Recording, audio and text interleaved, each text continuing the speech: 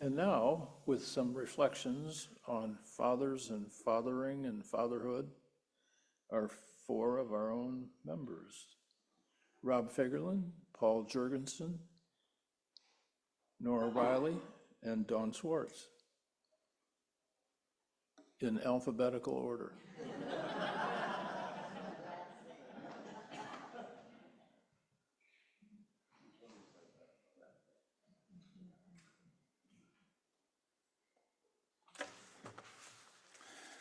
Good morning. My father is my hero and I miss him dearly. My father was the son of Swedish immigrants. Times were tough, and as Dad grew up, he learned that if he was going to make it in life, he had to work hard. He had to make plans for his life and work hard to bring those plans to fruition, and I respect that. He was a hard worker, he loved his family, and he was capable of great kindness. He loved nature, and his understanding of God was inseparable from his love for his family and for nature. He had an insatiable curiosity, and he was a bookworm. So am I. He did volunteer work for the public library and for the church, and I do volunteer work for the district library and for the center.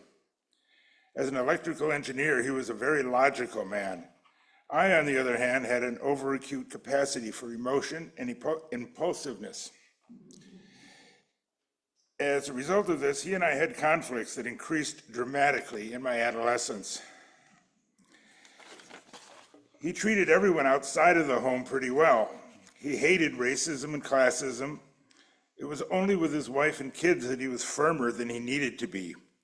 Although Dad was a success, he felt he had to apply his work ethic to being a husband and a father. He had an idea of how things should be around the house, and he enforced that. He was the patriarch as a father and as a husband. And I came to realize that my father was a man of his times.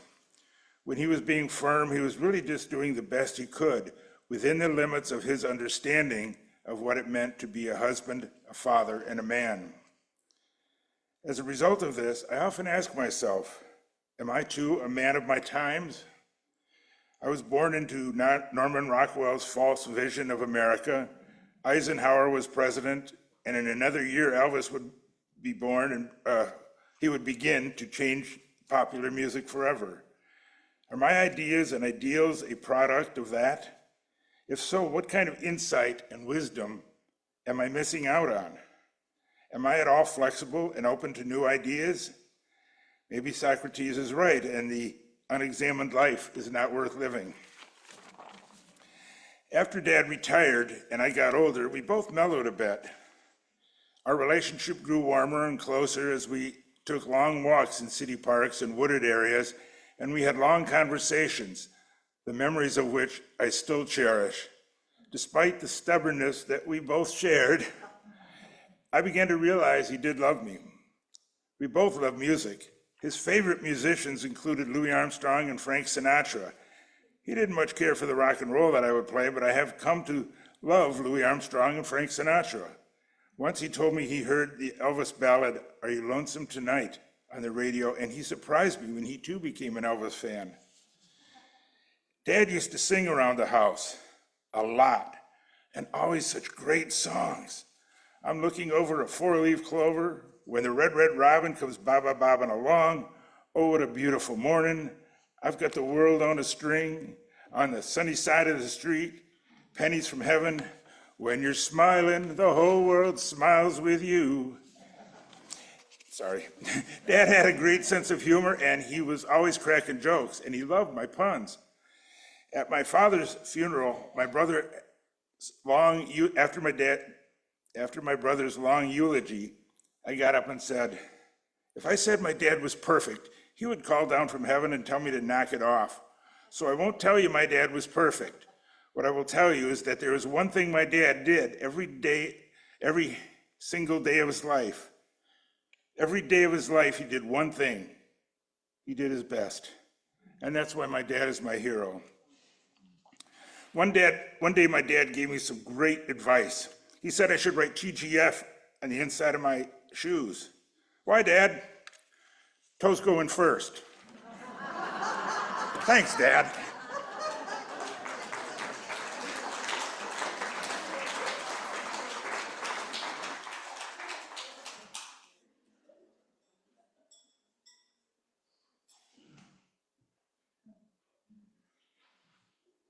Hi, everyone. So I've been given 5 minutes to tell you about somebody that I knew for well over 50 years, so we'll see how that goes.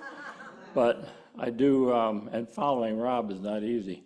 But I do want to tell you two things that happened and I think expressed my dad pretty well. And one of them actually might have saved my life. So I'm going to take you back, first of all, to the late 1950s when I was in junior high school. Some of you have read that in history books. It actually existed, I'll tell you that. But I was in 7th grade in a suburb of Pittsburgh, south of Pittsburgh. And one day my father, who really was not really strict, he didn't tell you what you ought to do, but he made a lot of suggestions. And remember, this was well before the personal computer stage. So he said to me, son, why don't you learn how to type? And back then, most of the typists were women. It was a fact. There were very few men typists. So I to this day don't know why I did it. I took typing in 7th grade and I learned how to type. And of course, I typed through high school and college. And I think most of you know that about 10 years after that point, I was called to serve in Vietnam. And when I arrived over there, I arrived at Cam Ranh Bay, but it was sent off to the 4th Infantry Division in the Central Highlands, south of Pleiku, about 25 miles from Cambodia. And like most of the guys there, the Army had trained me to pull triggers and maintain an M16 and other weapons of the light infantrymen. But when I got to the 4th Division, we had to be in country processed for about 2 days. And we were given weapons and we sighted them in on the range and the whole bit. But then one night, a JAG officer came down to talk to us. This is an Army lawyer. And again, we were in a base camp 25 miles from Cambodia. And he came down to tell us about the new GI Bill of Rights that had been passed. Well, he was talking to guys that were about to go out in the jungle for 12 months. We could care less what the GI Bill of Rights had to say. We knew we had no rights at all. But I followed the guy afterwards, and I offered a slick salute as I've been trained to. I said, sir, I've just been drafted out of Michigan Law School, and I can type. And that got me an interview at the JAG office on the base camp the next day. And unfortunately, I didn't end up there because they were fully staffed. But he sent me on to the senior enlisted team for the division. And I ended up staying what turned out to be 14 months there. So I don't know how Dad did it, but that may well have saved my life. I'm very grateful. Then I'm going to jump ahead to 2019, just 5 years ago. And in 2018, my spouse of 40 years passed away. Many people here remember Joyce very well. But I was trying to find myself, as you can imagine, after that. And in 2019, that was a year before COVID hit us. So we were still moving around. And I decided to go back. I'm originally from the East Coast. I decided to go back to my 55th high school reunion in Connecticut. And I was looking for myself, as I say, but I was in touch with a classmate whose name was Nancy, she's with us. And I knew she lost her spouse some years before that, and she was very, very helpful to me. But she was also on the reunion committee. This has to do with Dad, by the way. So she would reach out to other classmates and say, well, I heard from Paul Jurgensen, he's going to be there. And we had a small enough school so everybody knew everyone. But she told me that she once heard back from another classmate named Carol, who I knew, and this will shock you to hear this. I did not hang with the cool kids in high school. Well, Carol was one of those cool kids. And I think she was a cheerleader even. But Nancy passed on to me that she had told Carol that Jurgensen was going to be there. And Carol wrote back, and something that stuck with me. So Nancy's telling me what Carol said, and she said, yes, I remember Paul Jurgensen. he was always such a gentleman. When was the last time you used that term to describe anyone you were in high school with? It just didn't relate. So it stuck in my head, and I kept thinking about it, and I finally realized it wasn't me. I wasn't doing that. I was doing what my father had taught me, and not in writing and not in words. It was just in being. And I had no idea at the time how lucky I was to have that. My mom and dad were married for over 60 years, and they weren't really the same kind of people. Dad was a city boy and a scientist from St. Paul, Minnesota. He had 3 degrees from the University of Minnesota, including a PhD in chemical engineering. My mother, on the other hand, was the oldest of 10 children from a very Norwegian farm in southern Minnesota. I don't know how they got together, but they did. And whenever my mom, who was a homemaker and she raised 3 kids, I had 2 older sisters, and whenever she got really, really mad at Dad, and that happened occasionally, she would call him, "You big boob." And if you heard that from Mom, you knew she was really angry. But I have the strongest recollection when that happened. It didn't happen very often, but she would turn her back on Dad, and Dad would slowly walk up behind her and put his hand on her waist very gently and start nibbling her ear. And my next recollection invariably is that she would turn around and smile at him, put her hands around his neck and give him a big kiss. And that was my father. That's how they dealt with anger. So, again, I didn't know how, that was, I'll throw this in, it's not on my notes, but I was so confused when the Me Too era came in just 20 years ago. I didn't understand because I thought everybody grew up like I grew up. Everybody lived in a house where there was love and everyone was respected. But so I had to learn that wasn't entirely the case. So I will update you a little bit and tell you that I have, since 2019, I have found myself. I think I could get through this. I found myself in the smile of another person. And I just wanted to thank Dad for everything and wish him a happy Father's Day. Thank you.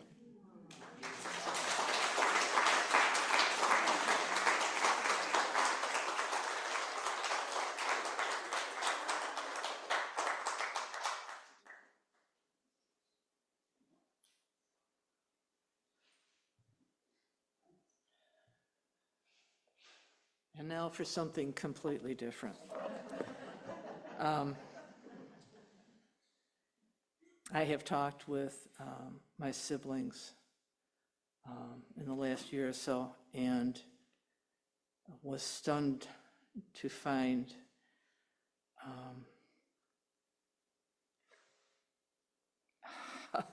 that all of them had issues with my dad. I thought I was the only one. My dad was a good man. He raised 6 of us. None of us turned out to be criminals or too deviant. But he was not a man who could share himself easily. And the last 4 years of his life, he battled cancer. And for those of you who know, there's nothing like watching someone you love die by inches. In November 1980, I was taking a class at Farmington Hills Community College, and we had to write a paper. I can't tell you anything about the class, but I still have that paper from 44 years ago. It was 8 pages. I have edited heavily, but I'd like to read part of it because it's kind of important. It was my observations of my father and the last days of his illness.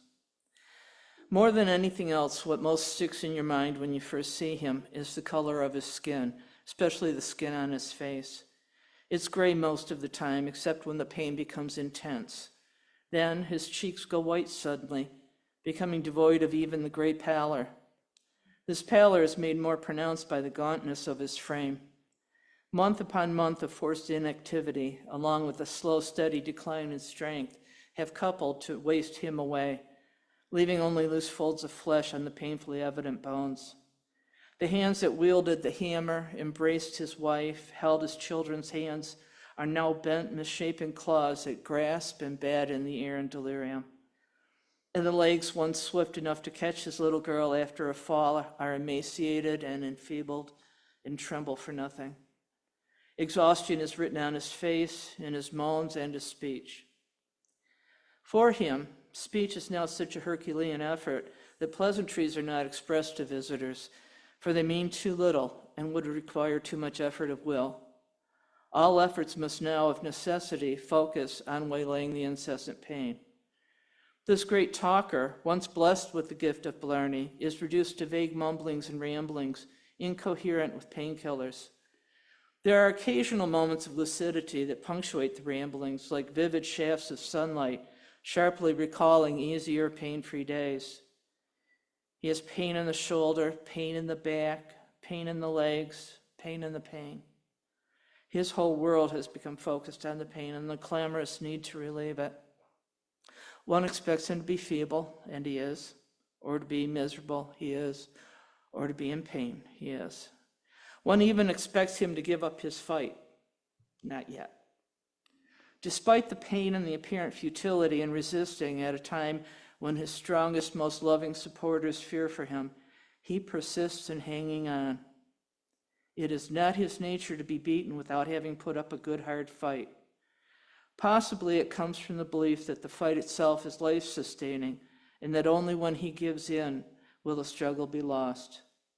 This broken man has proved himself the strongest of us all for maintaining his own in a fight to the death. Whatever the outcome of the fight, the victory is his. My dad and I, at that point, were not talking. We hadn't been for a couple of years. And I was so angry with him for dying before we had a chance to talk that what I did was tether myself to that resentment and, like remembering his pain. And it took years, 44 years, when I surprised myself and said, I'll talk at the dad thing.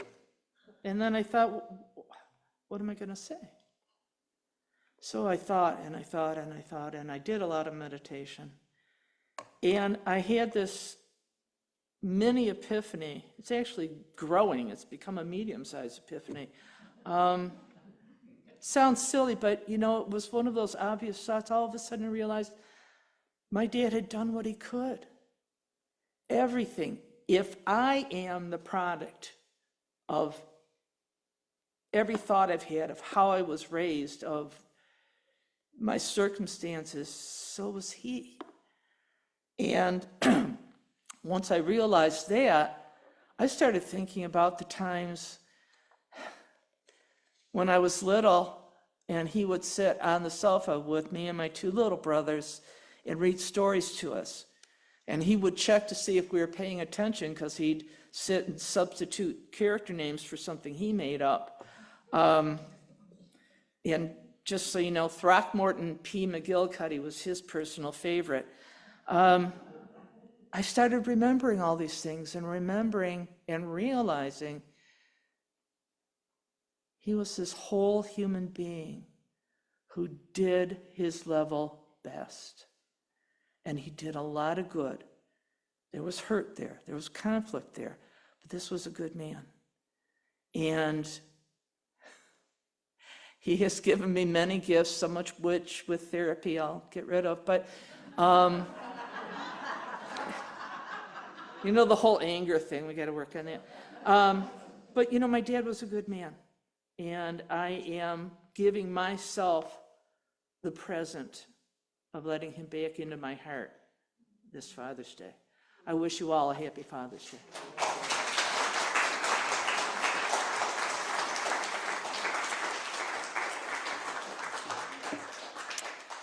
Hi, everybody, I'm Dawn. I want to thank Laura for the chant she chose. It's so present right now after hearing the three of you speak. Only by love will we heal these wounds. So true. The first thing you should know about my father was that he was a self-proclaimed evangelical. He was loving, he was hurtful. He knew what he believed and why he believed, and he could tell anyone the bat of an eye. Didn't matter what they thought. He knew what he believed. Is this okay right now? All right. My father was a thinking, discerning man. He let us kids know there was a time to obey rules and a time not to. Like the law, you did. Like the 10 Commandments, you did. But there were parents' rules, and there were my mother's rules. We knew we weren't allowed to roughhouse in the living room. But when Dad got home, he said, "Come on over, kids," and he was the first one down on the carpet. We each could take a turn. You had to go in time. There was 4 of us kids. Do you want to be an airplane? Do you want to be a bird? What do you want to be? You decide, and he would put you on his flat feet in the air, and he would curve you around. You know, so special just to touch him, be with him. Well, there was a time in our church when, oh, did I mention when you went to church? Yeah, many times. Time in our church when the minister was not obeying the 10 Commandments. The church knew it, but no one said a word. Still, this minister continued. But one Sunday, he asked my father to come in his office. And he confided to my father what he was doing and that he was very uncomfortable with it. What do you say to that? You're all alone in the minister's office. You've been friends for years. Well, my dad spoke his piece and went out the door. What did he say? If the Spirit is speaking to you, you better listen. My dad was humble. He actually designed piston rings for both Ford and Chevrolet. So he was no stranger to the drafting table. Now, I was 10, 12 years when I realized that our house was kind of amazing. It looked usual on the outside, but once you got in, there were so many cool things about it. Like the living room was here and you could walk through the dining room and the kitchen and then you'd be in the living room again. It was just kind of amazing to me. And our bathroom was shaped like an L, a big portion for a sink, pocket door, toilet and bathtub, pocket door, small sink. That went into our parents' bedroom. So you could shut any pocket door you wanted, and you could even lock any door you wanted at any time. Wow, that helped a big family get along quite well. Well, I was musing about this with my mother, and she replied, "Of course, that's how I designed it." What? I didn't want to run afoul of her. So I said, "Hey, Dad, Mom said she designed this house."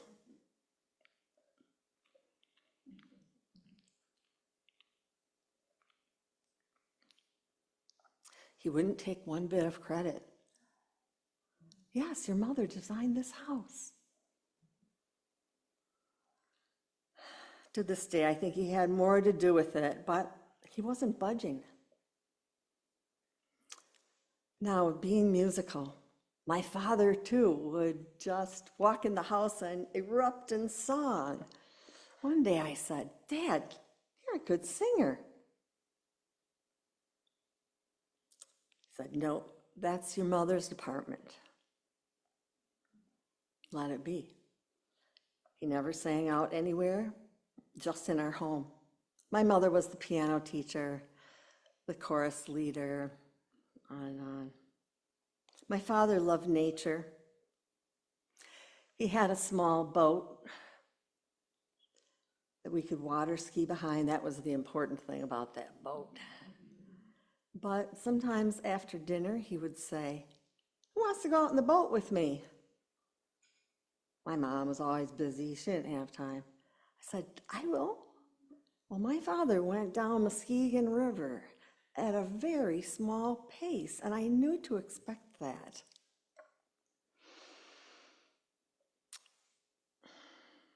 He would watch the sky. He would look for animals, and he would point them out. "What's that called?" He said, "I don't know, but you can look it up when we get home." He had books side by side of all the stars in the sky, all of the plants there are, all of the animals, and all the birds. So I looked up those birds. Now, back in Muskegon in the 60s, he was the only person I knew who did cross-country skiing. The rest of my friends went away on weekends to ski down these big hills I could only imagine. No, my father was countercultural. He did what he believed, he did what he wanted, he did what he thought was best. He passed that on to me. I didn't always like who he was. Didn't matter, he would still be himself. He was an introvert. He didn't talk to me, especially in high school when he was driving me to school. He didn't say a word. I thought it was a negative thing. But then I realized he taught me how to reach an introvert with what the weather was or silly jokes. He left it to me to get to him. Well, lastly, my father was a man of action, of course, springing out of his belief. He was a staunch Republican, but when Barry Goldwater was running, he shook his head. I said, "Dad, what's wrong with Barry Goldwater?" "Doesn't pass muster." Has to do with character if you're elected to the presidency of the United States. My father believed you are blessed to be a blessing. He faithfully gave away 10% of his income. Didn't mind who he told. My father took retirement travel abroad. After England, that was enough, but he went other places to share his talents. He would search and write letters. This is before the internet, and find out where you could be a volunteer engineer. My mother would follow suit. The place he chose, she would find out where to be a volunteer piano teacher. They spent months in the summertime, not with us. We all flew the coop anyway, but doing their volunteer work, which was very fulfilling. Thank you.